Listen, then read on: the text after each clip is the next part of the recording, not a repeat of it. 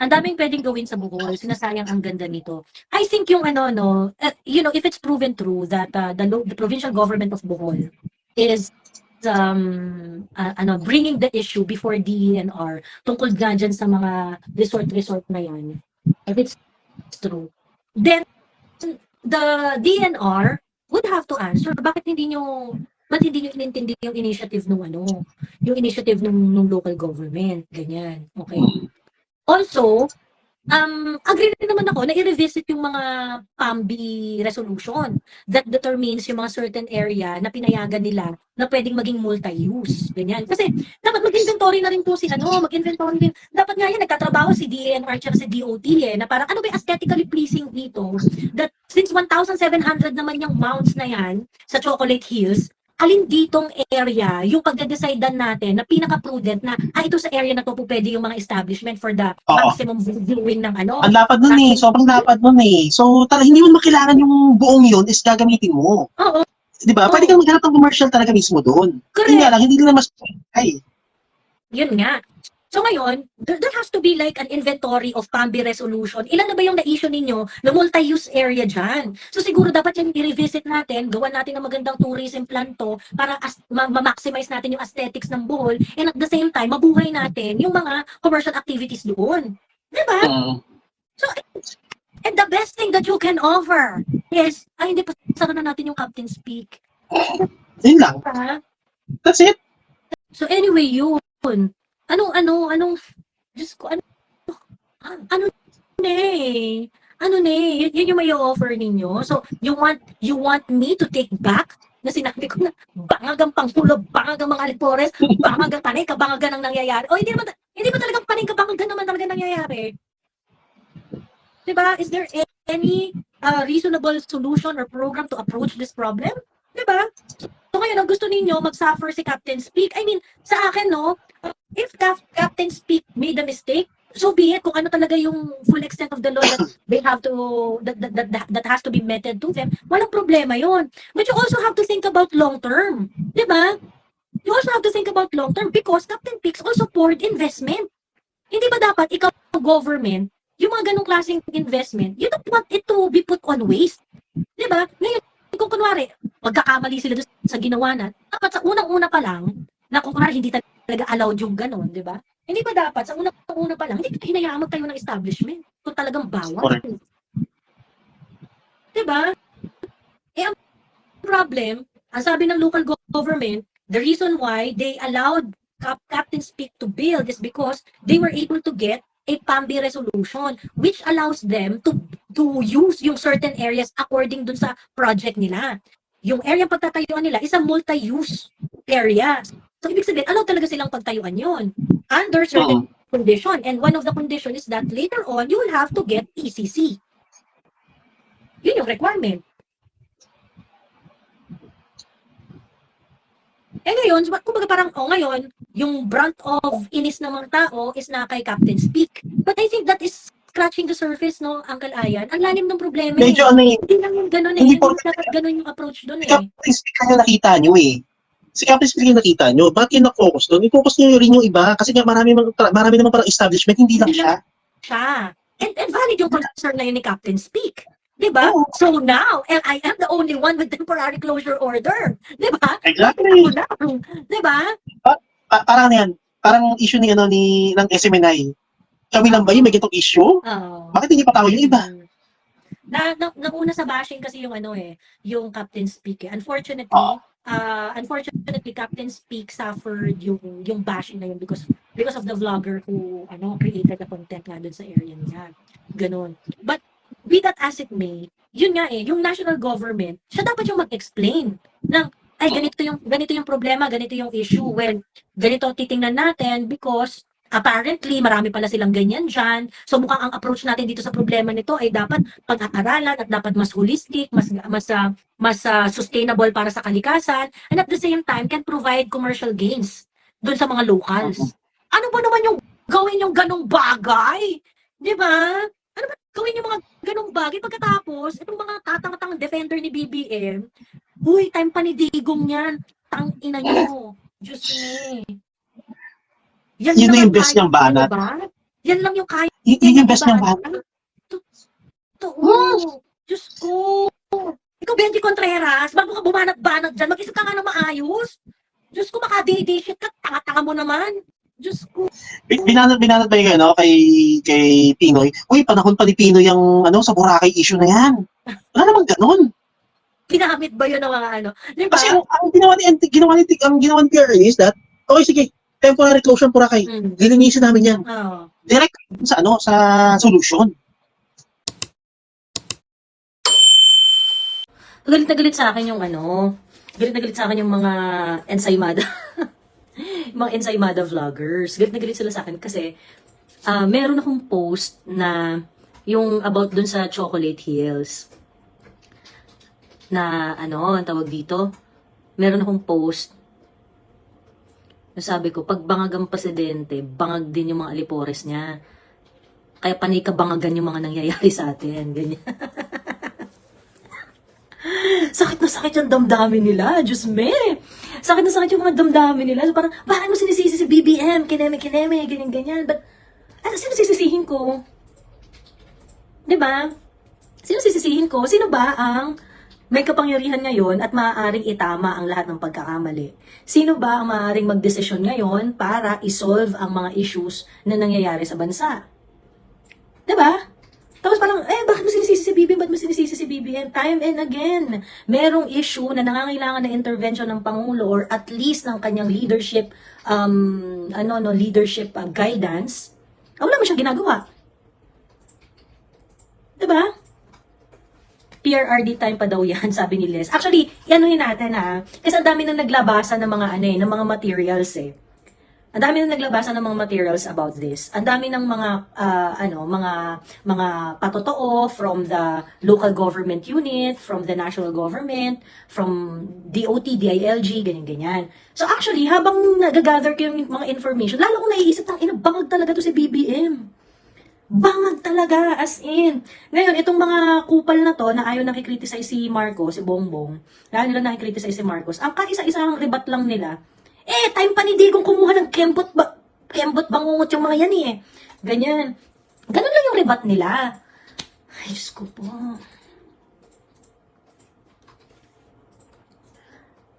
PCO, Diyos ko po, binabayaran nyo yan, yung mga influencers ninyo, para magdrama, at kung para magsalita na lahat ng mga bagay na mali ay nung panahon pa, nangyayari na nung panahon pa ni Digong. Diyos ko po, hindi nyo po napagtatanggol si BBM at hindi nyo po nakukonvince ang mga tao at pigilan mga damdamin namin na dapat mag-resign na si BBM. Maling-mali po yung approach ninyo, Diyos ko, tangina. Dapat ikaw kinukonvince yung mga tao why we should stop calling for BBM's resignation. Diba? Diyos me. Okay, simula na tayo. Game na ba? Game na ba? Nakakaloka talaga tong mga Hi, Daniel Long. Hello. Gusto mo na ba umakyat? Or mamaya na, dun sa yung... Ito si Daniel. Gumawa ng 5,000 words na article. Enumerating. Sabi niya, ako kasi Gen Z ako and I consider myself as a loyalist to certain extent, ganyan-ganyan. Pero parang nawawala na daw siya ng gana, kineme, ganyan-ganyan. Dahil dun sa mga decision making na nangyayari sa bansa, sa mga policies na nilalatag ng Pangulo. So, sabi niya, eto na yung last straw ko. Ito yung last straw ko. Sabi niya, ang last straw ko yung nagsalita siya sa Australia,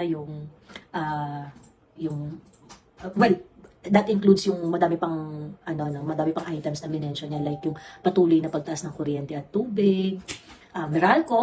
Meralco posted 37% increase in revenue. Imagine that. Is that even allowed? Come on, is that even allowed? 'Di ba? So ngayon, to si Daniel, bagets to si Daniel, bagets to na very eloquent. Ganyan. Sabi niya, as a part ng Gen Z, ito na yung nakikita kong dapat gawin. Mag-resign na si BBM. wala pa 24 hours, Daniel? Binura yung article niya na nakapost. Ganon. Ate Joey, late ako na 6 minutes kainis. Ay nako, Jerome, wala na. Isoli ko na yung class card mo. Ayun. So binura yung binura yung article niya. I shared this article dun sa wall ko. binura din ng walang kaabog-abog, and I do not have any notification. So ano to, bawal nang manawagan ng BBM resign? Bawal nang manawagan ng BBM resign? Alam nyo, hindi kami unreasonable na mga tao. We can change our mind.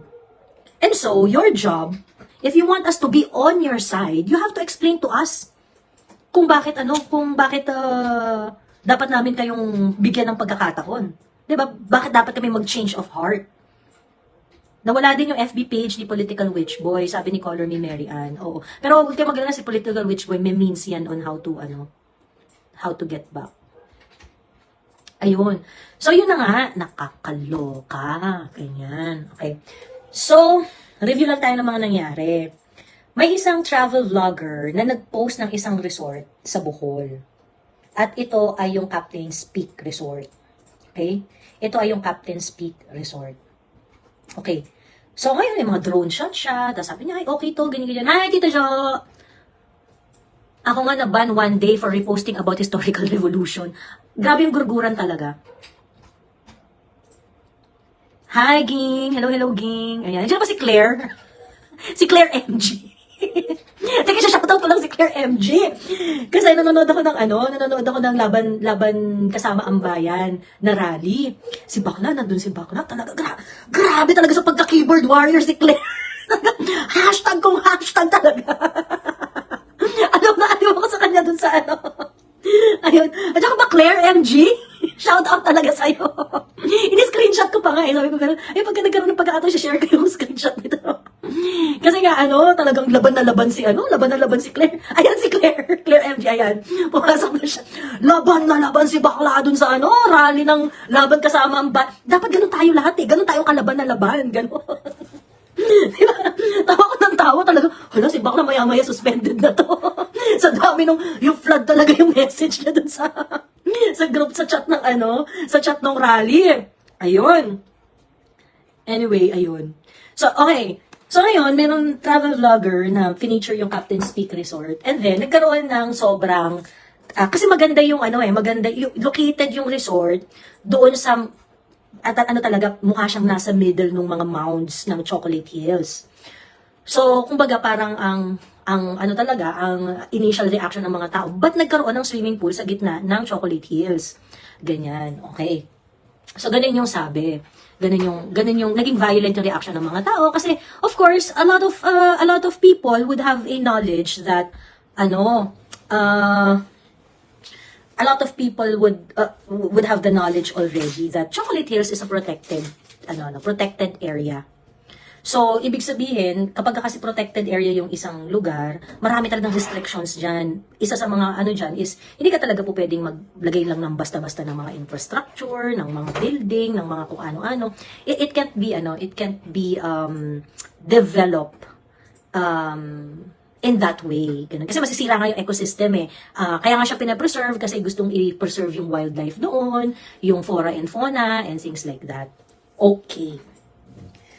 So ngayon, nabasya ng bonggang-bongga tong si Captain's Peak Resort. Kasi parang, bakit ganyan? Bakit ano nangyari dyan? Bakit may ganyan dyan? Diba? Parang, ano ba to? Dineface ang Chocolate Hills. Ganyan. Dineface ang Chocolate Hills. Anong nangyari dyan? Bakit nagkaganyan yan? Which I perfectly understand. Kasi nga, syempre natural monument. We regard it as a natural monument. Ayan, okay. But of course, hindi na nagtatapos ang kwento. So ngayon, ang mga tao, ang isip nila, na kanilang responsibility dito, bakit hinayaan na magkaroon ng ganyan? So ang dami ng tanong yung mga lumabas. Mga lumabas. So, bakit sila pinayagan? Okay? Bakit sila pinayagan na magtayo? Kailan yan na ipatayo? 'Di ba? Kailan yan na ipatayo at kailan yan bakit hindi napigilan? Ganyan. Siguro may mga protector yan ng mga politiko, siguro may mga naglagay na yan or what not, ganyan. Okay. So ngayon, yun lang rin kasi yung nakita natin. Kumbaga, nag-viral kasi siya kasi vinlog siya ng isang travel vlogger eh. 'Di ba? Vinlog siya ng travel vlogger. Okay. Ngayon, of course dahil ang daming na bad trip, dahil we saw how Boracay was rehabilitated nung panahon ni PRRD. Okay? When there were several issues raised in Boracay, PRRD took it upon himself yung responsibility on how to rehabilitate Boracay. Okay? So, itong mga galit na galit sa yung mga tawag ng DD ship. Ayan, so yung mga tanga kayo, ganyan. Meron po kasi kaming standard. Pagka meron ganitong mga eksena, ina-expect namin that the national government is take cognizance of the problem. Okay? The take cognizance of, and I am not saying that the problem is just about building marami, layer yung problema dito, and I'm going to discuss it as we go along. Okay? I'm going to discuss it as we go along. Ngayon, so ngayon, ang nangyari, nabash na sila, ganyan. Sumagot ngayon ng DNR, sabi ng DNR, ba't kayo nakatingin sa amin? Meron na nga kaming closure order niyan. Yung closure order nga niyan, September 2023 pa. Sabi ng DNR. Ayan. At yung strength ng temporary closure order ng DENR is based on the fact that, according to sa mga news based on the fact that it wasn't able to get the environmental compliance certificate. Okay? It wasn't able to get the environmental compliance certificate. So that was, according to DNR, 2023 September pa nila na-evaluate yung Captain's Peak na yan. Okay? And na-issuehan na nila. Okay. Now, dito na nagkaroon ng bullshitan at mga kabangagan na mga pangyayari. Okay? Dito na nagkaroon ng mga bullshitan. So, pinaklose nyo pala ng September. Anyari, ba't hindi na-implement? Noong February, nagkaroon pa ng swimming meet doon sa Captain's Peak Resort. Nagkaroon pa ng swimming meet doon. May mga event pa, which is, it's a sporting event, so I'm pretty sure that it is also supported somehow in one way or another by the local government. Kasi usually ganun ang mga sporting event di ba? May nangyari pa doon na sporting event. So, it looks like the national government is saying that they wanted that place closed, but Bohol, the town in Bohol where that resort was located has no idea about it. Nagpa-event pa sila. Di ba? Nagpa-event pa sila. Hi, say hi, hello. Okay. So, andun na tayo, no? Andun na tayo. So, mukhang hindi nila alam kung anong ginagawa ng isang kamay ay hindi alam nung ginagawa ng isa pang kamay. Ayan. Okay, nakita niyo yung response ng owner. Actually, pupunta tayo dyan Yung mga responses nung mga I think yung manager yung nakita kong response si Haye. Yung manager ng and this is, bangag talaga si BBM. Diyos me. Mga responses ni BBM sa ganitong klaseng problema, bangag. Diyos me. Okay. So ngayon, anyway, nagkaroon na ng initiative ang Bohol, provincial government, I think that was, na ipasara yung Captain's Peak Resort. Actually, yesterday afternoon, nasara na siya. Nasara na siya. Diba? Nag-ano na siya, hindi na temporarily closed na siya. Okay. Now, there were a lot of articles providing information on what is going on. Kasi ang isang tanong dyan, wala siyang ECC. So, bakit siya patuloy na nag-ooperate? Kasi, Captain's Peak Resort daw ay nag-start noong 2018. Okay? Nag-start siya noong 2018. Sabi nila, ito na yung crew ng kanilang argument na ganyan. Bakit kayo nagagalit kay BBM? Si panahon ni Digong nakakuha ng business permit yan. At nung kung ano-anong kineme, noon sila pinayagang mag-operate. Okay. Now, here's the thing. Okay? When a private owner is going to build an establishment or whatnot sa isang lugar na part ng protected area, they have to get a clearance from PAMBI. Okay? Yung PAMBI ay Protected Area Management Board. Okay? So, anong nangyari dito kay Captain's Peak? Nakakuha po sila ng PAMBI noong 2018. Merong resolution sila na na-acquire noong 2018 in which they were allowed to build their resort in that area. Kasi yung PAMBI, dinetermine na yung kanilang design at yung kanilang paglalagyan ng resort ay nakalagay dun sa area ng multiple use. Okay? Nakalagay dun sa area ng multiple use. So therefore, sabi ng Bohol, sabi ng mga LGU sa Bohol, yun yung reason kaya namin sila nabigyan ng business permit noong 2018. Okay? So ibig sabihin, at that point, they were able to have a colorable compliance for the business permit. Okay? Meron silang colorable compliance dun sa pagano. Ngayon, base dun sa interview ni Karen Davila at dun sa write-up ng GMA, ang sinabi nila dun is that yung resolution na yon, I'm going to give you the name of the resolution. Chocolate Hills Natural Monument, CHNM-PAMB Resolution Number 1, dated February 15, 2018. Kung saan, in-endorse ang project ng Captain's Peak Resort under specified condition. Isa dun sa mga condition is that later on, mag-a-acquire kayo ng ECC. Later on, kukuha kayo ng ECC. Yun yung isa sa mga condition niya. Okay.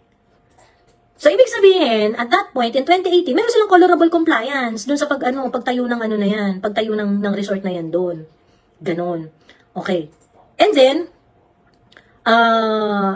so, ayun na nga, nakakuha sila ng business permit, nagtayo na sila, ganyan-ganyan. Then later on, ang claim ng Bohol LGU is that they started investigating yung mga natayong resort around the Chocolate Hills area.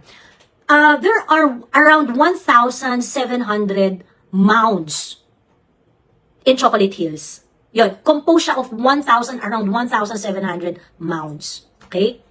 And hindi lang Captain's Peak Resort ang merong ganun. Hindi lang Captain's Peak Resort, hindi lang yung bayan kung saan nandun yung Captain's Peak Resort. Hindi lang sila yung bayan na merong resort sa may Chocolate Hills area. Marami din. Okay, marami din. And ito yung nagdadagdag doon sa complexity ng problem, no? And this is very important later on, pagka na-demonstrate ko na sa inyo, kung bakit bangag tong Pangulong to. Okay? Kung bakit bangag tong Pangulong to. Ang claim ng local government, nag-explain yung ang nag-explain is the legal officer of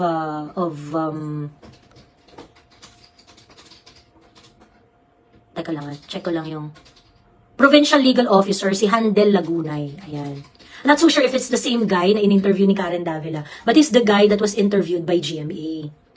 Ang sabi nila, nagkaroon kami ng pag-aaral tungkol dyan sa mga last year, nagkaroon kami ng mga pag-aaral dyan tungkol doon sa mga resort na napatayo around doon sa mga mounds ng Chocolate Hills. At meron nga iba doon na nakita namin na dapat hindi talaga siya naitayo dyan.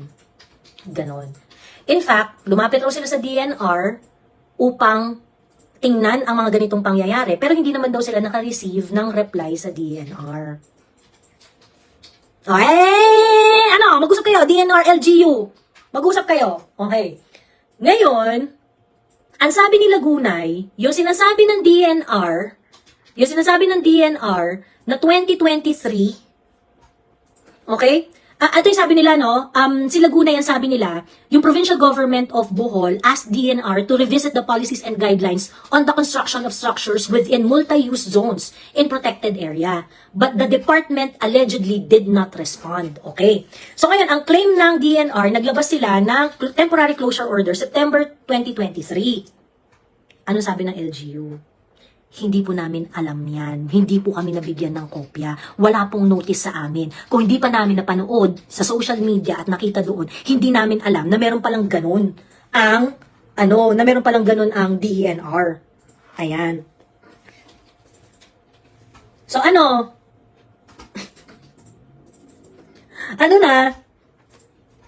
nangyayari? Di ba kabangagan to? Okay. Nagre-raise na pala ng issue yung mga local government doon. Okay? Tungkol dito sa mga resort na to nagsusulputan doon. Okay? Ang ginawa ng national government, ang pantapat ninyo is that you issued a temporary closure order na hindi nyo naman ikino-ordinate sa local. Diba? Na hindi nyo naman kino-ordinate sa local. Is that how are you going to deal with this one? With this tourism problem? Diba? Diyos me. Okay. Now, ngayon itong punto na to, Okay? Kasi yung sobrang wala talaga akong makitang merit dun sa November, 2018 pa nakakuha ng permit yan, kineme, ganyan. Meron yung PAMBI resolution tapos multi-use daw, allowed yung multi-use. So, nag-comply sila. So, ibig sabihin, nakapagpatayo sila doon dahil nakakuha sila ng PAMBI resolution. The PAMBI resolution says that those area is multi-use. So, therefore, they can build. The project can proceed. So, nag-proceed yung project. Diba? Okay. Ngayon, eto na yung problema. Dumadami na yung mga resort and it's becoming an environmental hazard. Okay? Now, the national government was asked and the best thing that they can do is to say that, we issued a temporary closure order there. DOT even issued a statement. DOT even issued a statement na, yung Captain Peak Resort na yan, hindi naman yan, DOT accredited facility, ganyan. Hindi namin kilala yan. Tingnan nyo, nag-deny pa inalienate pa ng DOT yung Captain's Peak Resort. Ganun pa yung ginawa. Okay. Ano yung kabangagan dito? Okay? Ano yung kabangagan dito? Chocolate Hills is a protected area. Okay? Mr. President. And whoever makes decision there, DILG, DOT, and the local government. Okay? It is a protected area. Okay? Now, if it is a protected area, it is something that we can also turn into ecotourism, right? Okay. Ngayon, ano bang gusto nyo gawin doon? Na huwag pagalaw kahit kanino? Kasi pagka ganun ang ginawa natin, na hindi gagalawin ng kahit sino, yung Chocolate Hills na yan, paano naman yung mga tao doon na umaasa sa turismo? Diba? Ano yung mga tao doon na umaasa sa turismo? Okay? Now, this is where we need a leader. This is where we want the president to step in. How are you going to marry yung fact na meron tayong environmental concerns dyan, and at the same time, the people from Bohol would be able to benefit sa blessings ng nature doon? Diba? Yun hindi ko magets. Tapos, ba't ka nagagalit pagka nagre-reklamo kay BBM? Ba't ka nagagalit? Diba? Nakakaloka. Parang, solusyon ng administration na to is sabihin na merong temporary closure order. Pagkatapos, sinabi pa ng DOT, hindi namin kilala yung hindi namin kilala yung Captain's Peak na yan, ganyan. Sige, sara nyo na yan, ganyan. Sabi ni Bing Veloso, yes nga, kailangan may sustainable plan ang locals. Correct. Okay? Kasi siguro, kaya sila nagre-resort sa mga ganong klaseng projects, there is no available alternative tourism income-generating program for them. So they take it upon themselves, nagtayo sila ng resort dun. And so they can take advantage of the nature. Diba? I post about this. Ang sabi ko nga, dapat yung DNR talaga, very proactive siya in protecting the environment. So that, if there would be any investment, you would force that investment to do the right thing. Na hindi pa niya ini-infuse yung pera, bibigyan mo siya ng direction, hindi, dito mo dalhin yung pera. Dito mo dalhin yung pera. Magtatayo kami ng glass Kenemerlu so that you can see the entirety of the Chocolate Hills, ganyan. Dito mo talaga yung pera mo, dito ka mag-invest. Meron kaming gagawin, malaking Kenemerlu dyan, ganyan. Diba? I mean, this administration is basically trying to wash its hands na hindi nagbigay naman ng temporary closure order eh. Okay, so what about the tourism problem What about the tourism problem in Bohol? Paano yung mga pamilyang umaasa din doon sa tourism? Diba? Naku, Ma'am Joey, may go signal yan sa taas. Malaking pera siguro ang kapalit. Yun nga sa totoo lang, DNR is also quite questionable when they said that they have a temporary closure order since 2023. Anong petsa ng March na, hindi na pa ini-implement? At bakit hindi alam ng local government unit na meron na silang temporary closure order? Parang pinapalaway mo ang local sa kayamanan na hindi sila mag-profit. Sabi ng local, suffering sila sa taas ng presyo because of tourism, sabi ni Bing Veloso. Correct! Siyempre yung mga locals doon, they will find ways on how to earn money. Puta, sila yung taga doon, tapos hindi sila nagbe-benefit sa Chocolate Hills. Diba? Now, are we experiencing certain leadership guidance here? Diba? Nakakita ba tayo na, ano nangyayari ngayon? O hindi ba kabangagan yan? You reacted, instead of reacting in the most holistic and most prudent way, ang reaction nyo lang, hindi, may temporary closure naman. Ay, huwag kayong magalit sa amin kasi pinaklose na namin yan eh. Ay, si DOT, hindi namin kilala yan. Trabahong tamad, trabahong bangag. You just want to detach yourself from the issue. You do not want to own the problem. And this is when you are being compared to PRRD. Because when Boracay was threatened, PRRD took upon himself para ayusin ang problema dyan sa Boracay to make it more sustainable, to make it more attractive for the tourist. Diba? Pagkatapos, yung mga bobong mga vloggers, ang rebat nyo lang, time pa ni PRRD yan eh. Joey, nasunog ka. Diyos ko po naman, in your dreams. Diyos ko pa, wala kayong nasusunog kasi ang tatanga ninyo. Wala kayong nasusunog kasi, ever since the world began, ang lagi nyong rebat, ba't nung panahon ni Digong? Ba't nung panahon? Hindi po ganon. Kung gusto niyo po kaming pabilibin kay BBM, hanapan niyo po ng action si BBM. Anong action niya? Anong action niya dito? Diba? Anong action niya dito? So yun, no? Okay, hindi ako masyadong yung sa akin, it is a protected area, but it is also true that protected areas can have multiple use areas that is determined by PAMB. So ngayon, pag na-determine nyo ng PAMB na pwede itong multi-use. Pag pwedeng multi-use yun, then it can, businesses can be established there, kineme, ganyan. Then it becomes a question of monitoring. Diba? Ngayon, nandito na tayo sa monitoring moment. At itong panahon na to, Marcos na yung presidente. Pagkatapos kayo mga putang ina yung bobobo ninyo, gusto nyo pa rin dalhin doon sa usapan, kumuha ng permit. Diba? Doon nyo gustong dalhin yung usapan, gusto kuhaan ng permit. Apparently, ang pangalan nito, yung temporary closure order, ang hugot niya is because EEC was not issued. EEC was not procured. They weren't able to get their ECC. Ganon. Sana DOT may ginawa rin, sabi ni Bing Veloso. Actually, yes. Sa totoo lang, Bing Veloso, sa totoo lang, sir, ang nakaka-disappoint doon, bakit parang imbis na tingnan yung mga, hindi ba dapat ganito? Ang reaction dapat ng isang prudent na Department of Tourism Secretary is this. Well, we would like to revisit the status of the tourism program in Bohol. Kasi why do they resort to this kind of projects? Magtayo ng swimming pool, magtayo ng ganito, magtayo ng ganyan, kineme, ganyan. Because there might be some other more intelligent investment that is protective of the environment and at the same time would bring money to the locals. Pero anong reaksyon ng DOT? Hindi namin kilala yan. Ano yun? Diba? Pabangagan tayo dito. Diyos me.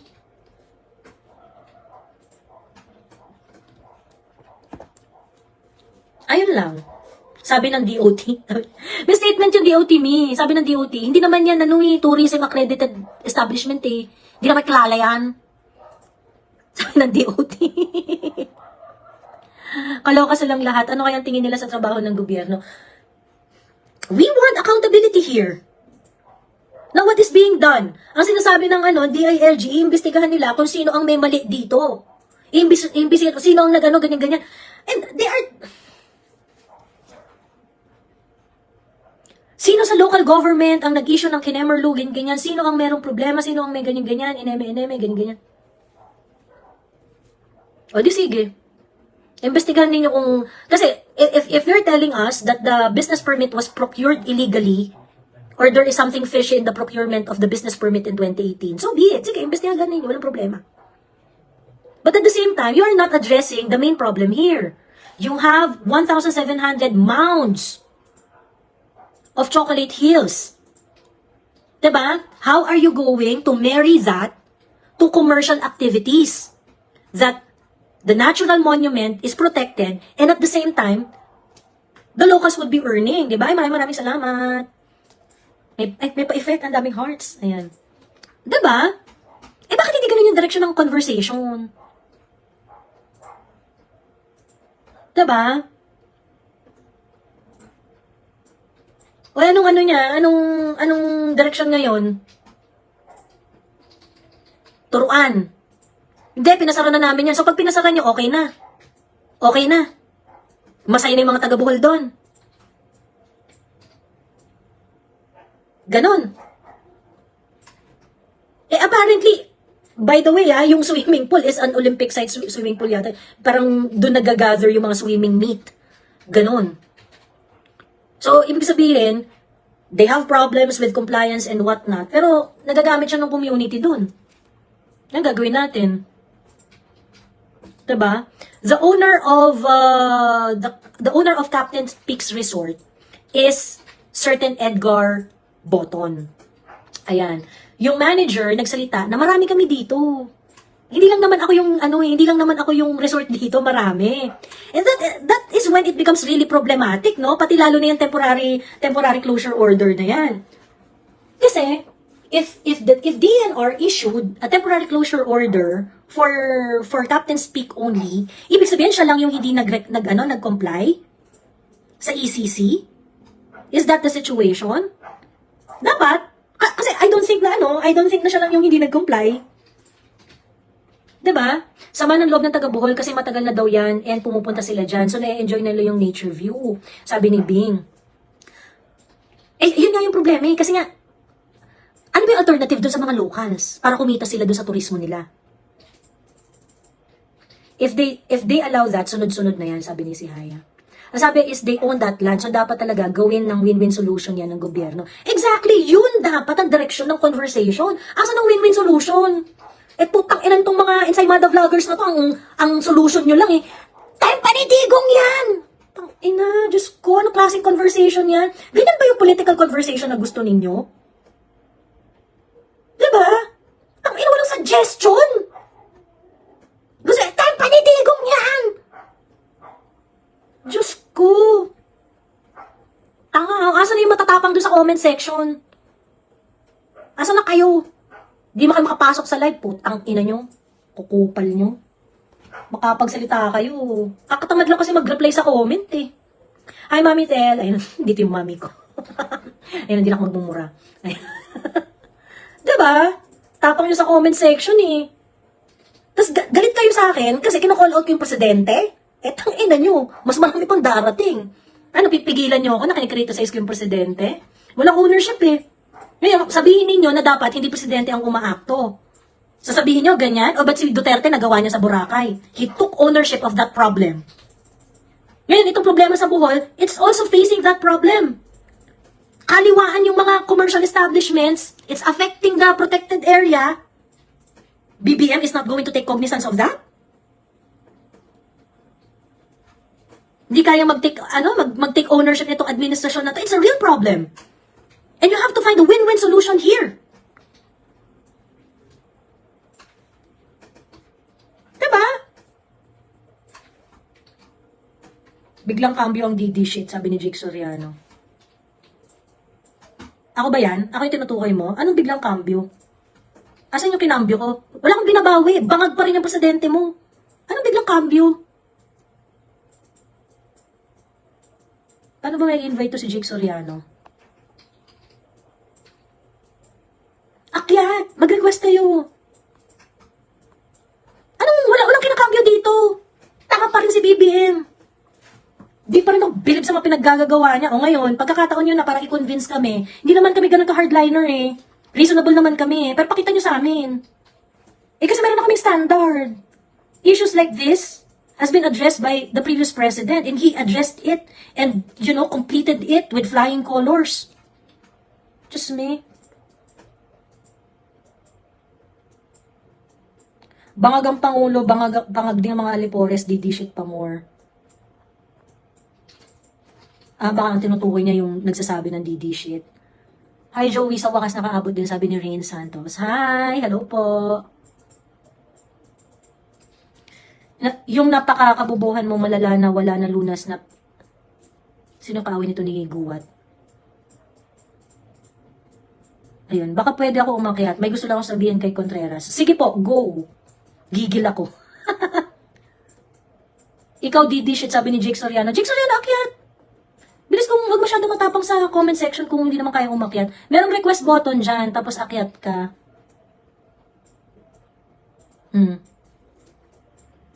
Ikaw ang Didi, shit, bangag ka. Hindi pa ako bangag, di pa ako nagda-drugs, Jake Soriano. Kayo, may sapak utak nyo. Ang ribat nyo lang, time pa ni Duterte yan eh. Ano sa totoo lang, bobo nyo. Tapos pag tinawag kayong bobo, galit na galit kayo. Diba? Ba't ganun? Huwag ganun.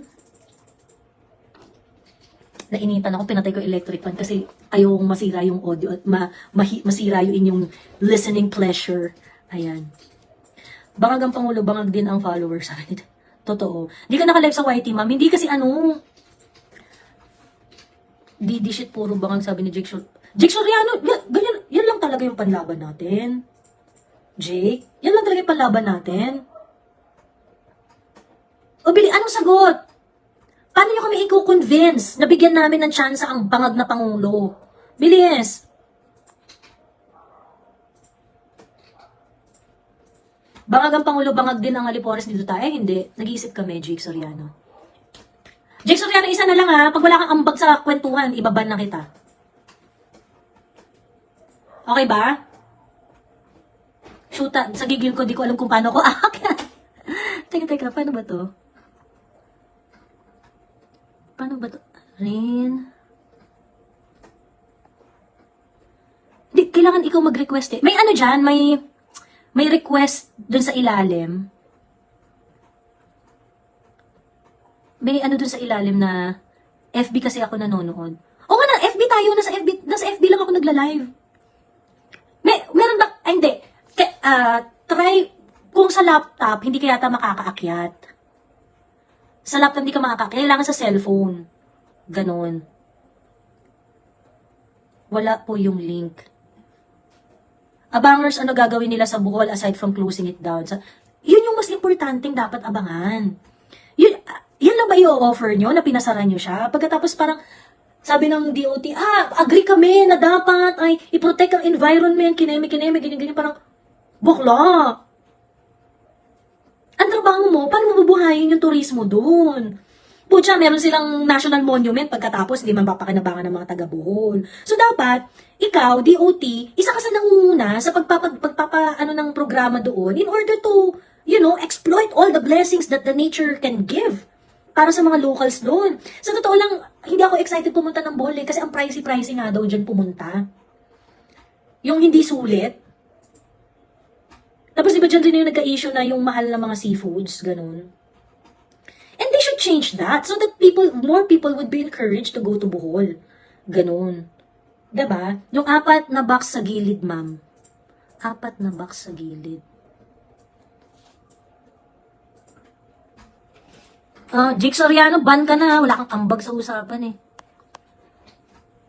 Si Uncle Ayan naka-ano naman, naka-request naman.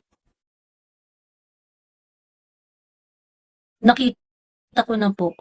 Yung yung 4 na box sa gilid, yung sa baba, tapos pagka-click nila yun, may 2 option na lalabas. Ay, Rin. Narinig mo rin? Di ba si Rain? Narinig mo rin? I remember after ko mag-long hair sa Bohol ako nagpakalbo. Talaga? Hello, Darwin Lomo. Hello. So, ayun. So, nakakaloka tong mga ito. Pagkatapos, sila, galit na galit lang sila Uncle Ayan kasi sinabihan ko na parang pagbangag ang Pangulo, bangag ang mga Alipores, Iyakin niya eh. Nangyayari. Tapos galit na galit Iyakin masyado eh. Teka lang mga badin, nai-stress ako, sabi na rin Santo. So, sige, figure out mo muna, galingan mo. Sige lang, take your time. Nasa lower left lang, basta yung 4 na parang box. Isang box siya, pero divided into 4. Click mo lang yun. Oo. Ang daming pwedeng gawin sa Bohol. Sinasayang ang ganda nito. I think yung if it's proven true that the provincial government of Bohol is bringing the issue before DENR tungkol nga dyan sa mga resort na yan. If it's true, then the DNR would have to answer ba't hindi nyo inintindi yung initiative yung initiative nung local government, ganyan. Okay. Also, agree rin naman ako na i-revisit yung mga PAMBI resolution that determines yung mga certain area na pinayagan nila na pwedeng maging multi-use. Ganyan. Kasi dapat mag-inventory na rin po mag-inventory din. Dapat nga yan, nagtatrabaho si DANR at si DOT na parang ano ba yung aesthetically pleasing dito? That since 1,700 naman yung mounts na yan sa Chocolate Hills, alin ditong area yung pagde-decidean natin na pinaka-prudent na ito sa area na to po pwede yung mga establishment for the maximum viewing ng Ang lapad nun eh. Sobrang lapad nun eh. So, hindi mo makailangan yung buong yun is gagamitin mo. Oo. Di ba? Pwede kang maghanap ng commercial talaga mismo doon. Yun nga lang, hindi nila mas Yun nga.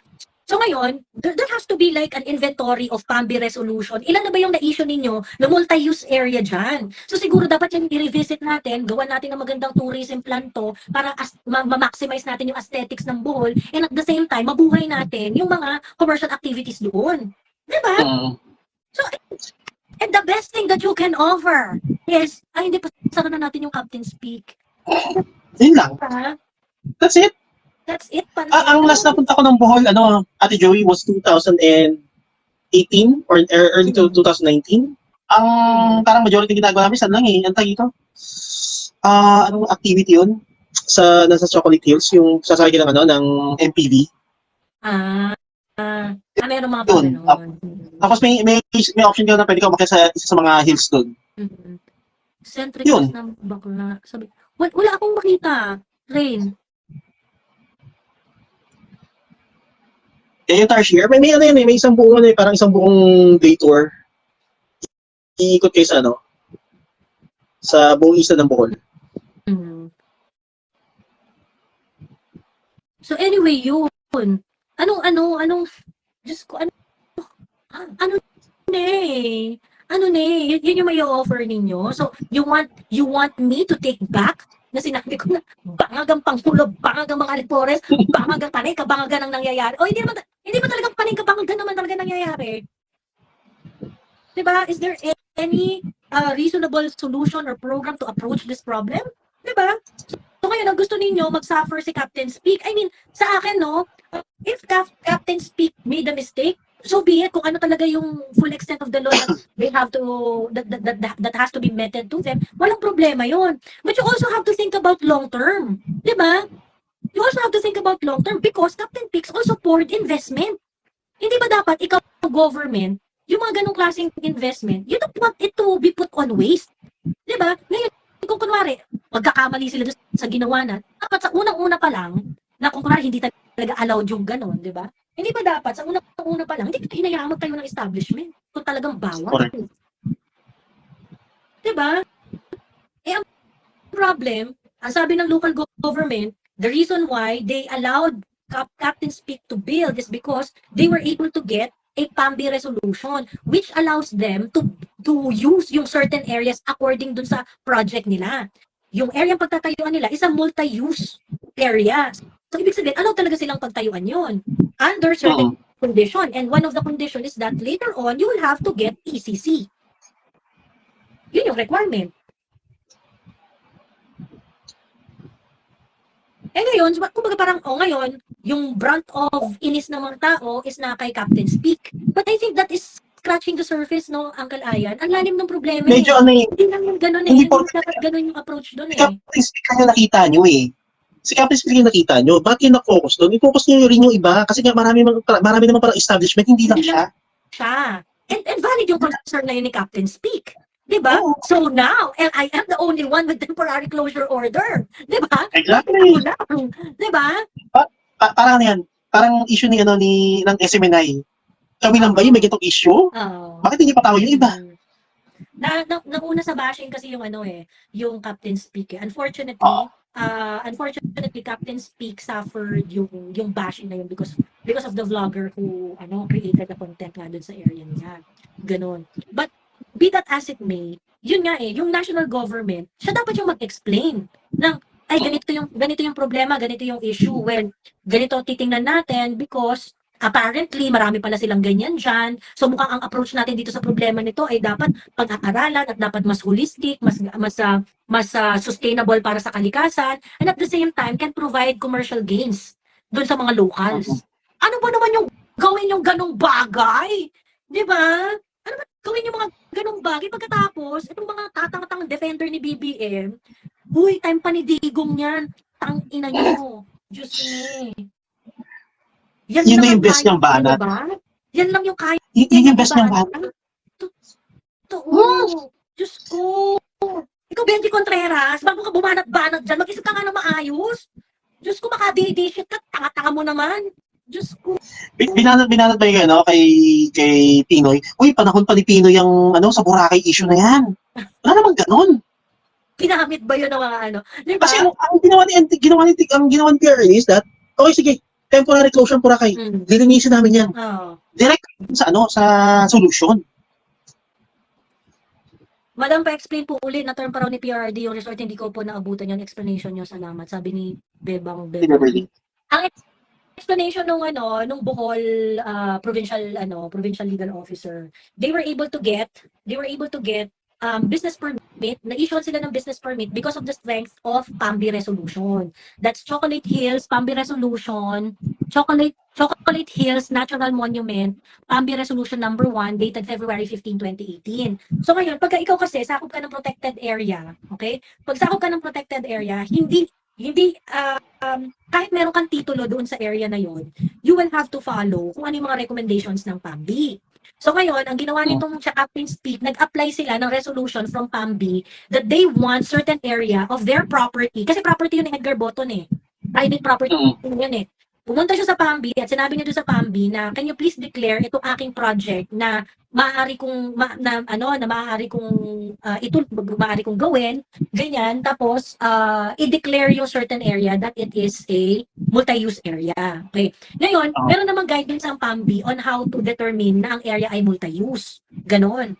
Meron namang ganon. Hi, Mami Laika. Ito si Mami Laika, feeling ko expert to sa mga permit na ganyan.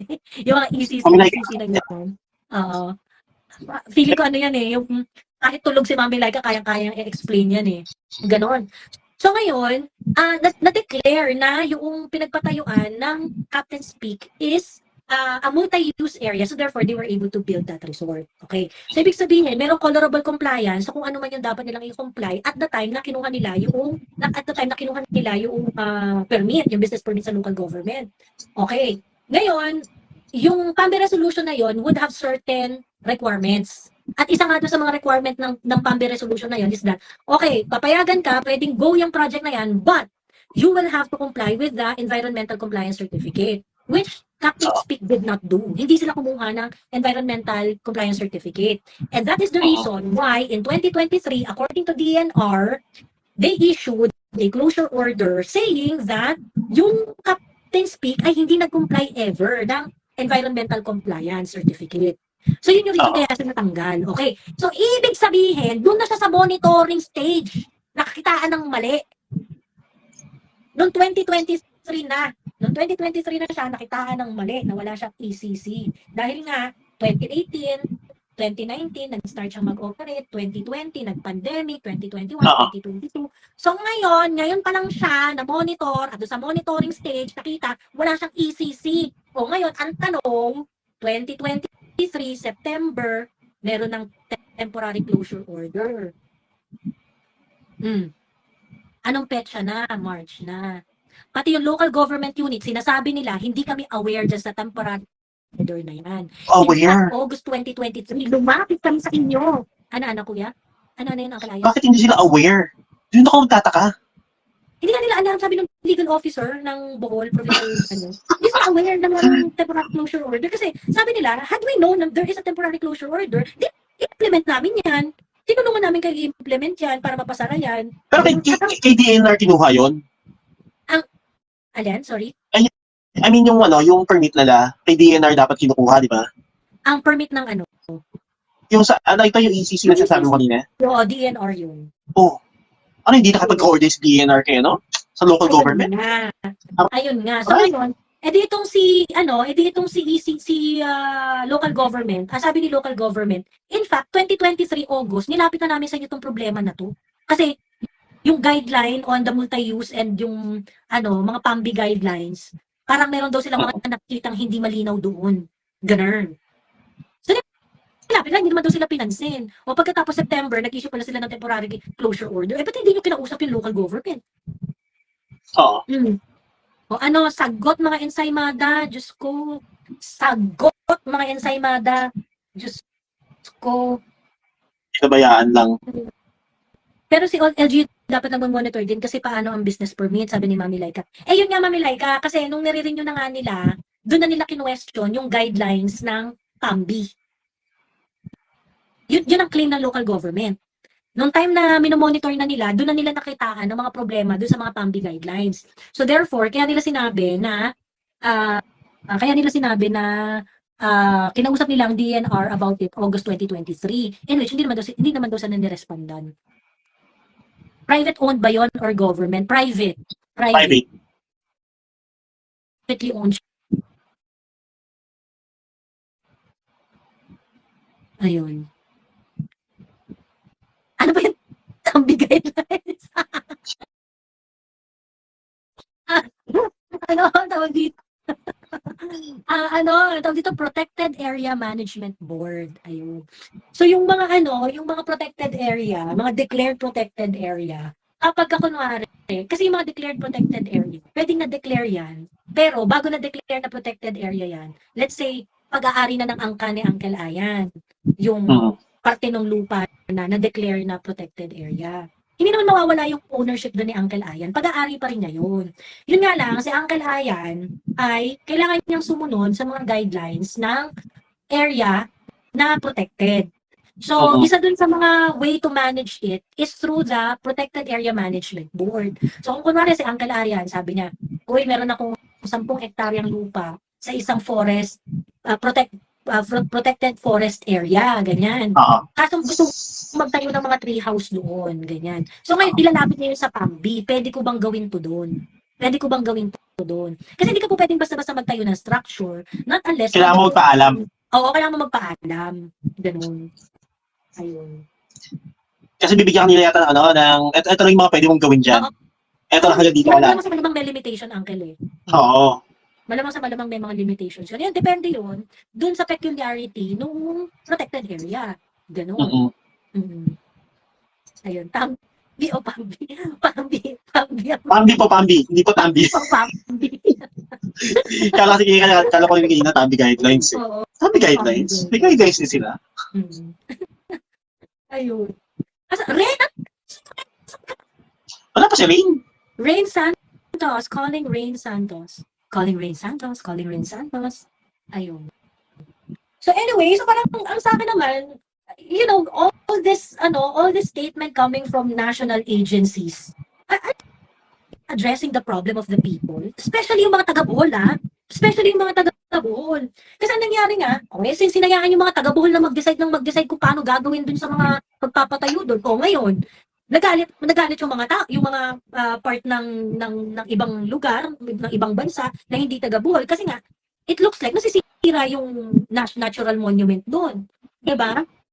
Ngayon, if we're going to do that, we need to find a win-win solution here. You cannot just say dun sa mga taga-Bohol na, oy mga taga-Bohol, wag niyong hahawakan yung chocolate hills kasi natural monument yan. Diba? Pero di ba naman yun? Ayun. Hindi mo pwede basta yung ganun? Oo. Hindi mo po pwede yung ganun. And, yun nga, parang kami yung problema dyan sa local government eh. Kasi they should have planned it better. Kung paano. Just like what they did in Palawan. Kasi yung sa Palawan, sobrang tindi nung vigilance ng mga Palawenyo eh. Yung mga Palawenyo, they take it upon themselves to protect their environment. So parang for them, lahat sila bantay kalikasan. So lahat sila talaga nagmamalasakit doon sa mga protected areas nila and whatnot because they felt na kasi itong mga natural blessings na ito, this provides job to us. So therefore, incumbent upon us na protektahan ito and things like that. Diba maybe they can learn something from Palawan, from the Palaweños. Ayun. Ganon. Ganon maglatag ng problema ng bansa. Mga ensaymada. Ganon maglatag ng problema sa bansa. Ang problema kasi sa mga ensaymada hanggang surface level eh. Surface level kasi sila. Hindi yung parang, ay panidigong yan eh. Oo talaga ako doon. Digong yan eh. Diba?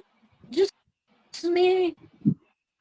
O ngayon, kung kunwari, nakita ninyo na mayroong katiwalian doon sa pagbibigay ng business permit noong 2018, so Oo. kahit time pa panidigong yun. Baka mamaya, yan pala ang kailangan bigyan ng ng chance na dinggin sa Senado o kaya sa Congress yung mga ganyang issue. Not just our environment. Baka naman pala, mababaw naman pala yung nila, yung mga batas natin about it. Mhm. Sabi ni Tenten Maria, usong ecotourism, Davao, South Cotabato, ginagawa na ito. Sana ma-implement yan, panahon ni PRRD na uso ang ecotourism. Actually, di ba nga ako pabalik-balik ako dito sa Negros. Ang dami ko nang napuntahan dito, Uncle Ayo, ng mga river resort. Ganon. Tapos, Oo. nagmamanage local government. And I think they're really doing a good job. Kasi, ang ganda talaga. Ang ganda talaga, protected talaga. Tapos talagang they check on the people. Talagang inaano nila na, I mean, everyone would also take their time na, ay, magpunta kami sa Ilog this weekend. Ganyan. Ano yun, sa Victorias ba yun, babe? Victorias, yung isang parang protected kinemerlu doon. Ang ganda. Tapos, marami ka rin ma-observe na mga ibon na ang cute, ganyan. And, you know, buhay na buhay yung mga ecotourism sites na yon every weekend. Kasi marami talagang bumibisita. Meron din hot spring dito, sa Memoria naman, yung Mambukal, na favorite ko rin puntahan. Government owned din. I'm not so sure if it's really raking revenues, pero grabe daw yan before pandemic, talagang sobrang daming pumupunta. Tinatangkilik talaga siya. And you know what the local government did? They really regulate the after the pandemic. They really regulate the people who would come over. Na parang hindi ma-overrun yung kasi siya Oo. hot spring siya eh. Hot spring. So parang katulad ng ginawa nila sa Boracay na okay, limit lang yung dami ng tao na pwedeng pumunta on a certain period, a certain day. Hindi niya pwedeng basta-basta punuin. Oo. Para hindi ma-overwhelm yung capacity ng lugar. Oo. Maraming maganda yung maganda yung dito, yung pag-manage ng local government sa mga ecotourism spots. Daniel, akit ka na? Ba na ako, matutulog pa. May pasok pa ako bukas. Mamaya pa. Sige. Okay. Bye! Sige. Tulog ka na, Uncle Ayan. Thank you sa pag-akyat. Okay. Tinry ko lang. Baka kasi hindi pa nakakakit yung iba eh. Kaya taka. Bakit si Uncle Ayan, ito ang totoo, PI and community empowered pa. Misread natin tong article, nabanggit din ang Captain Speak and it seems ni clear sila ni Pambi unlike ni Bud Agta. Mamilig, akyat ka!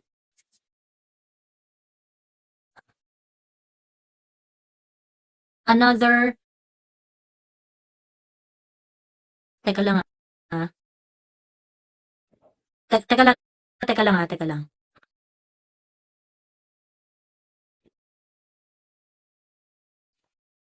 Hello, Stephen Kino. Ayan. Hello, Hi, ma'am. Good evening. Ayan. Hello po. Kumusta naman ang panggugurgo? First time, grabe na ngayon, ma'am, no? Yung censorship. Actually, nagulat ako kasi I shared your article sa wall ko. Natanggal siya, walang notification at all. Walang notification at all. Same rin yung friend ko eh. Ganun rin yung nangyari sa kanya. Kwento mo Nawala. sa amin, what was that article all about mo kasi? Okay. So, kagabi, I decided to write an article.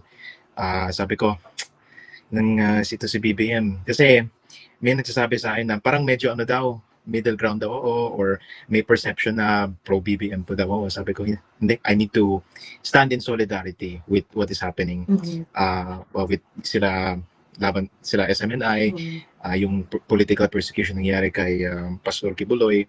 Sabi ko, maling-mali na to eh. Sobrang-sobrang na sila. So I thought, I decided to do what some would say I do best. Lahat ng mga baho nila, I would expose them from domestic policy, foreign policy, political issues. So, yun yung ginawa ko. So, inabot ng 5,000 words. Sabi ko, okay na to. Tapos,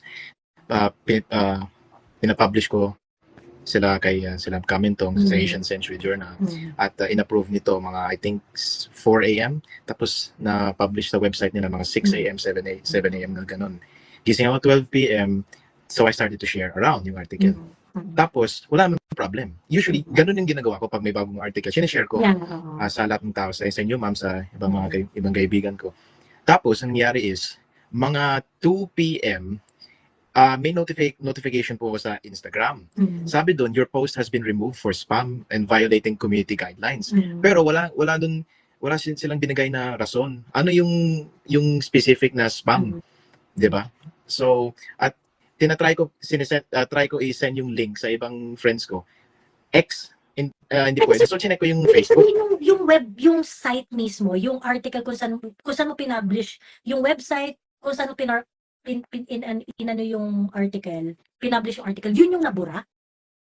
Hindi. Kasi natry ko yung ibang article, nila Kamentong, nila Kaado, yung Asian Century Journals, asiancenturyph.com, wala nang problem. Actually, yung mga luma kong articles, walang problem. Yun lang. Yung article lang yun na lang. yun. And strange po yan. Strange po yun, ma'am. Kasi, that's what I do all the time. Pag may bagong article, pinapost ko sa Instagram, sa Facebook, sinashare ko sa ibang friends ko, walang problem. Ngayon lang, and this one in particular.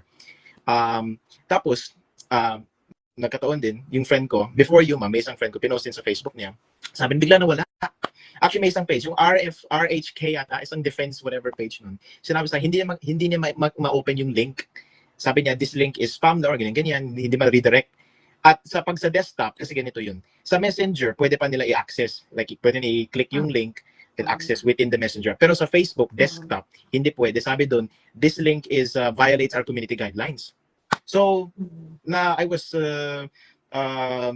surprised. So, I quickly asked yung tech namin sa website. Tinanong ko, yung buong website ba namin, yung Asian Century Journal na blacklist o yung article lang, yung article ko? Actually, yung article ko lang. It's weird kasi hindi yan nangyayari. That never happens eh. Pero hindi kaya baka yung admin ng Asian Century yung nag-take down? Hindi. Yung website, yung link, you could still access that one pa. Pero, hindi mo pwede i-share sa Facebook or Instagram. Like, hindi nakikita, hindi lang siya shareable. Hindi lang siya shareable. Oo, alam niyo pa, pardon me, para siyang bold site, hindi mo basta yung mga ganyan, ban yung link. Pero accessible naman. Daniel, nangyari to sa, remember the New York Post before? Yung article that is supposed to be crucial para banatan si Biden. Oo, yung anak niya. Oo. Yung anak niya. Oo, And then, niya. what they later on, after the election, na-realize nila that there's something strange doon sa article na yun. It cannot be shared. Oo. Diba? Somebody told me, yung friend ko, yung kasi after nawala yung bigla, same thing sa inyo eh. Walang notification, walang anything, bigla nung nawala yung post of the article. Sabi ng friend ko, he was referring to, sabi niya, 2 words, Facebook Singapore. Tapos may naalala ako, may nag-expose si Maharlika na sabi daw niya, nung nandun sila First Lady at yung iba niya, ibang kasama niya, dun sa Singapore, may meeting daw sila sa Facebook Singapore. I don't know, pero you know that I have a suspicion eh. Kasi kanina may isang DFA person nag-chat sa akin sa Viber. Tapos sabi ni Daniel, ano to? Tapos I don't know how to respond. Siyempre, column ko yun eh. So I don't know if mina-monitor tayo or whatever, but weird. Ano ba kasi sinabi mo? Ang sasakit kasi ng sinabi mo eh. Ano ba kasi, bigyan mo nga kami ng rundown ng mga points na sinabi mo dun sa article. Yun lang, yung summary, yung rundown, yung summary ng article ko po is, number 1, domestic issue, mahal ng kuryente, mahal ng bigas. Tapos, I contrasted yung nangyayari ngayon sa junior at sa time ni senior. So, contrast, yung time ni senior, we achieve rice self-sufficiency. Actually, nag-export pa tayo ng bigas sa ibang bansa dito sa Asia. Tapos ngayon, tayo ng number 1 top rice importer sa buong mundo. Okay? Or yung next, yung kuryente. Nung time ni Marcos Sr., yung tatay niya, binili niya yung Meralco from yung mga oligarch ni mga Lopezes. Tapos, para ensure na mura at reliable ang kuryente. Tapos, this time ni Junior, yung Pinoy mo na ma'am kanina, earlier, yung 37% na 37% tubo ng profiting off of basic. Si MVP, napakawalang hiyain talaga yan. Sabi niya, he was bragging pa. Kasi yung 4th quarter last year, 2023, sabi niya 59% higher profits compared to last quarter last Oo. year. Oh, basic needs yun eh. Hindi yun, you should not be bragging about that. In the midst na mahal ng kuryente. Which is weird, no, Daniel, kasi they are only allowed to to clock in certain percentage of their profit. Hindi siya may ano yun, may ratio yun eh. May ratio yun. Oh, yung WACC. Tawag doon WACC. Yes. Oo. So, yeah. Yun yung tawag doon. So, basically, yun lang yung allowable profit that they can clock in. Yun lang yung allowable. Kasi you cannot really earn so much from it. Kasi nga, pagka kunwari, you already have the franchise, you already have the business running and whatnot, ganyan. Napakaliit ng chance na malulugi ka sa kuryente.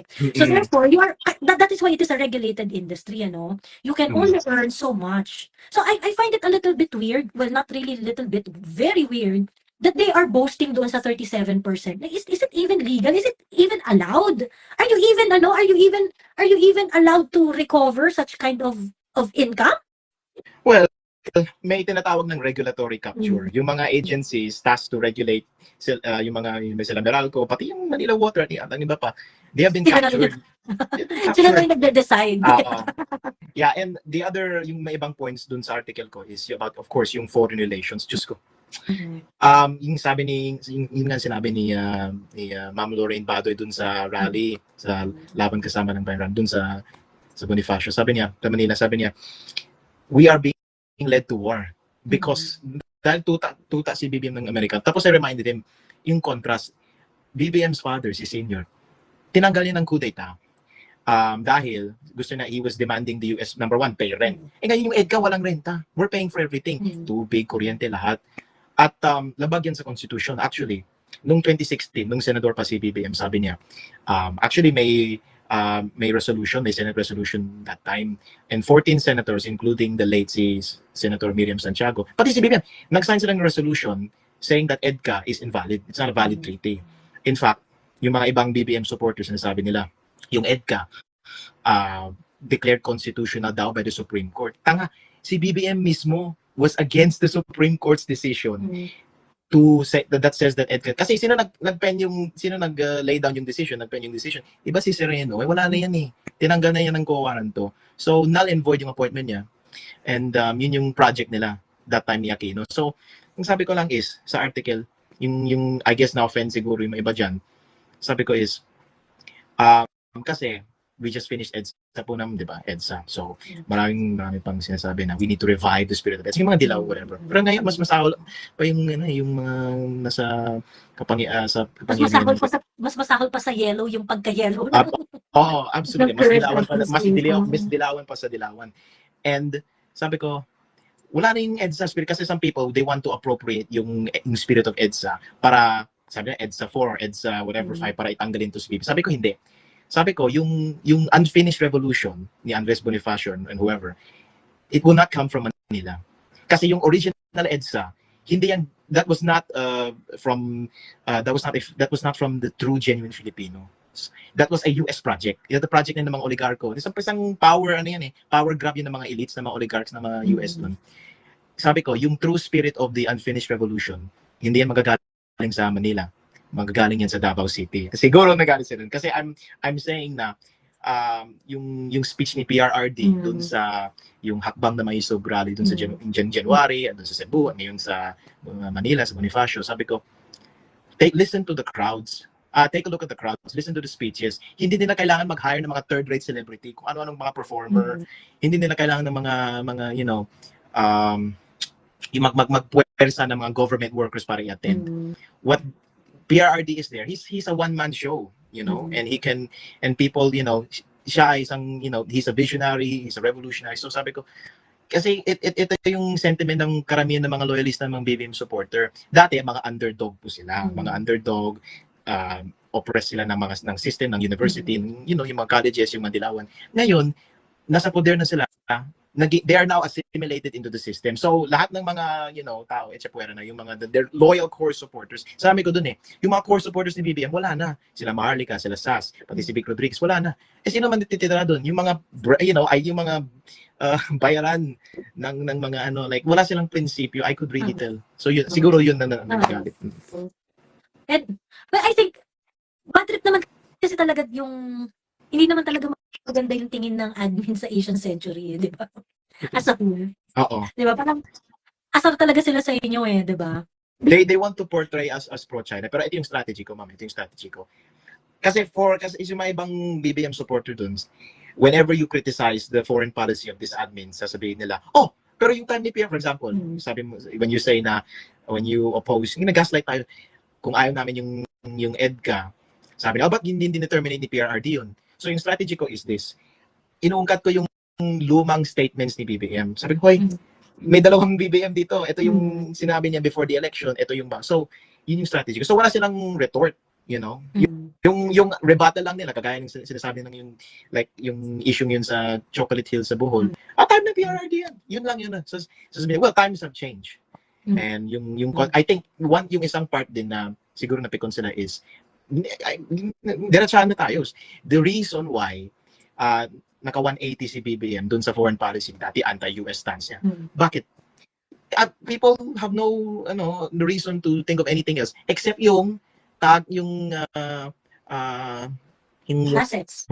Yung hidden yung frozen assets, yung alleged frozen assets dun sa West. That's why kasi hindi naman sila, he's not explaining. And which like meron din traction sa international international media yung frozen assets na yan. They're also talking about it na why did he flip? Because of the frozen assets, 'di ba? The Chinese media was talking about it. There was another Asia viral World video. magazine yun, magazine, Asia World. And then there is another interview international media din talking about BBM flipping and why it is dangerous, 'di ba? And why he did that na may discussion nga doon na parang kaya siya nagano is because of the assets, because of this frozen assets. So recently BBM is in Germany and is talking about a potential ano yung sabi niya?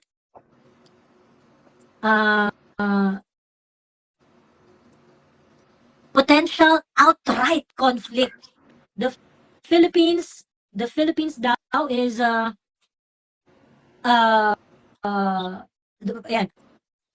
President Marcos warns that there is a rising potential for outright conflict with China just after incident in the South China Sea. Diba? Gusto pa niya ng yung the other things I pointed out in the article is, chacha nito. Sabi ko, if you really want to attract foreign investors, ipatalsikin yung mga EDCA bases na yan. Kasi no idiot will invest in a war-torn country. Bangag talaga, ma'am. Sabi niya, we want to invite mga foreign investors. At the same time, sasabihin niya, the Philippines is in the front lines like World War II. What is this guy thinking? So, may report, dun, I think from Manila Bulletin, last year, yung foreign direct investments were down 6.6%. And may net outflow ng $200 million. Yeah. So, and yung may nakita akong pie chart, I think pinost ni Sir Jason sa out of yung mga investment pledges, 7% lang na materialize. 7% lang. And yung travel expenses ni Office of the President noong 2022. 1,453% increase from 2022. Hindi naman nagma-materialize yung foreign direct investments na like he's bagging, doesn't like piso he is, bagging. Yung Bilyonaryo article. Bilyonaryo. Also published in Business World. They were talking about yung mga foreign direct investors who are taking their yung mga profits nila. They are already taking it out of hindi na nila nare-reinvest. They are taking it out. So, the business is still running, pero yung profit niyan, kukunin na nila, ilalabas na nila ng bansa. Minimeasure din kasi yun, guys, eh. Kasi syempre, usually, kapag i-reinvest nila yan, meron kang parang nilulook forward na, gusto nilang palawakin yung business, gusto nila ng long term, ganyan. Pero ang nangyayari, kapag kumita na siya, yung mga may hot money na sila, kukunin na nila, i-withdraw na nila. So they don't stay long. They don't stay long. Kumbaga parang, sisecure na namin yung kita namin ngayon. Sisecure na namin yung kita namin na ngayon. Hindi na namin to patatagalin dyan. Basta pag kumita kami, bawiin na namin yan, ugutin na namin sa Pilipinas yan. And then, let's wait and see the business that is being conducted here. Kung kumita siya, edi hindi. Kung meron kung kumita siya, edi okay. Kung hindi siya kumita, edi hindi. Ganon. So, it is a behavior of the investor na wala sila interest to stay here long term. Diba? Hindi lang ma'am, hindi lang po 'yun. Tama po 'yun. Hindi lang po 'yun yung issue that I think I forgot to cover sayang naman. Pero they don't stay long because number one, yung mahal na kuryente, they can't it's not going to be consistent or stable. Number two, yung internet. Yung PLDT last year 150% profits. 150% profits up. Sino yung owner nan? Sino yung head nan? Si MVP. And yung final straw ko, ma'am, yung you mentioned earlier, yung kanina. Yung picture, sa Laperal Mansion nata yun yung fashion show. Nandun si First Lady Lisa Araneta, nandun si MVP. They're both leading the fashion show. That is the symbol of insensitive, walang pakialam sa mahihirap. That is just like, kung totoong, kasi sabi niya, traitor daw kami, dami kami sa Asian Century. Kung totoong patriot kayo, if you're a true nationalist, tignan niyo yung picture na yan. If you're kung hindi kayo disgustado, ewan ko na lang sa inyo, you have an oligarch there, bragging about yung nag-profiting off of, yung basic needs na yung kuryente. Tapos, first lady niya, Diyos ko. Fashion show. While magkano yung bigas niyan? 58, 60? Cheapest is 52. Hindi ko alam kung may mas mura pa doon. 52 is the cheapest. Ayun. Yeah, 52. Ang nakakaloka doon, yung Marcos family kasi noong day of their power, isa dun sa mga kaya talaga nagkaroon ng traction yung mga anti-Marcos sentiments nun is because of that yung insensitivity, yung high life, party ng party and whatnot, ganyan. I remember si Crisette, meron siyang post nun sabi niya ganun, hindi ko matatanggap yung mga Marcos fully. Kasi parang sa akin, there is no explanation why a public servant would parang engage doon sa hedonistic na mga activity, no? Party ng party, ganyan. And of course, Imelda then was, the ultimate example of pagiging MLDific, di ba? Na talagang, siya, bongga siya parate, talagang high life. And, sabi ni Crisette, yun daw yung hindi niya kayang i-reconcile. Yun yung hindi daw niya kayang i-reconcile. Kasi parang sabi niya, parang, hindi ko ma-accept na hindi ko, and yung ganong klaseng criticism sa kanila, you would think that they would learn something about it. Kasi yun yung diyan nagsimulang nagalit sa yung mga tao Di ba? Diyan nagkaroon ng hugot yung galit ng mga tao sa inyo na party kayo ng party kung ano-anong ginagawa nyo dyan. Ayan, pagkatapos kayo, pagmamalakihan mo kami BBM na punong-puno yung schedule mo sa Germany. Di ba? Parang, come on. Di ba? Hindi porket nandyan ka at meeting ka ng meeting, nagtatrabaho ka na ng wagas, we're going to grade you based on the benefits that we're going to reap out of it. Diba? President Duterte really showed us the way. Kailangan ba ng fashion show? Is that necessary for public service? Hindi.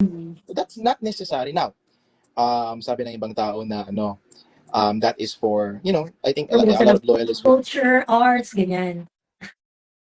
She is, no, like, just this reality talk lang Yung picture ni First Lady, kasama yung mga laude, people are making fun of her.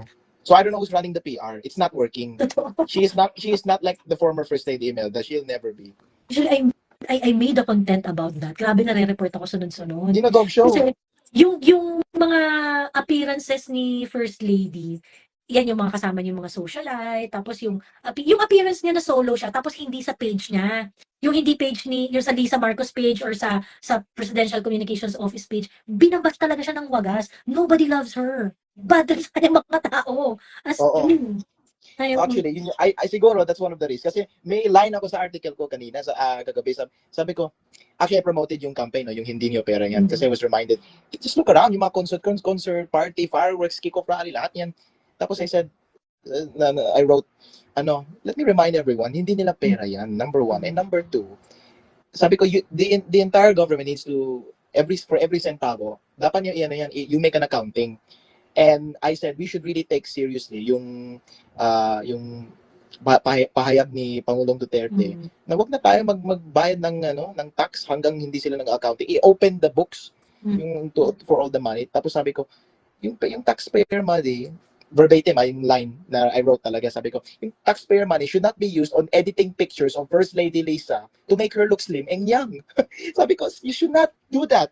Kasi clear naman, naalala nyo ma'am, yung train picture, nakasmile siya. Yun yung pinost sa official Facebook page niya. Slim, yung tiyan, flat. Tapos I think from Daily Tribune, may isang babaeng reporter, nilabas na yung the same, I think a few moments after, unedited, ganun siya. Parang like, she is like It's not chubbier. pleasing. It's not very pleasing to the eyes. Sayang na, I don't have a copy. Nasa yung sa page ni Political Witch Boy, pero suspended na siya ngayon, hindi mo makita yung picture niya. Shinare niya.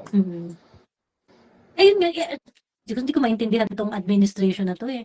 Kaya nga, imbis na awayin nyo kami, ang dami-dami naming hugot kung bakit kami bad trip. Imbis na awayin nyo kami, we are not unreasonable people, we are not irrational, unreasonable people here. Paliwanagan nyo kami kung bakit meron pa kayong nakikitang light at the end of the tunnel. 'Di ba? Kasi ang lalim ng hugot namin dito eh, kung bakit kami bad trip sa presidente and dun sa guidance na binibigay nila sa bansa. They are not leading us to prosperity. They are leading us to ruins. Come on. Diyos me. Sinong ang maniniwala na pupunta ka sa Germany para kumuha ng sangkaterbang investment and yet you're going to tell them at the same time that the Philippines that there is a rising potential for outright conflict with China here in the Philippines. Practical lang yun, ma'am. Practical lang yun sila. Hindi, wag niyo excuse lang yung economic provisions sa Chacha. Practical reason why investors are not coming to the Philippines. Dalawa lang yan. Yung mga EDCA bases at yung unstable situation to South China Sea at yung mahal na kuryente at internet. Yun lang. That's it. No need for that is the root of the problem. But umaalis yung mga investors o hindi nanitili dito because of that. Yun lang. Tama loko ha. Actually, Senator, I may talk about it eh. Kasi when I asked Senator Amy before kung agree ba siya sa constitutional reform.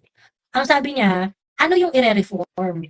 Kasi sabi niya, kung ang ire-reform is yung mga economic provision, she talked to a lot of investors. And ang sabi ng mga investors, none of it is talking about yung restrictions. None of them were talking about There are other concerns though that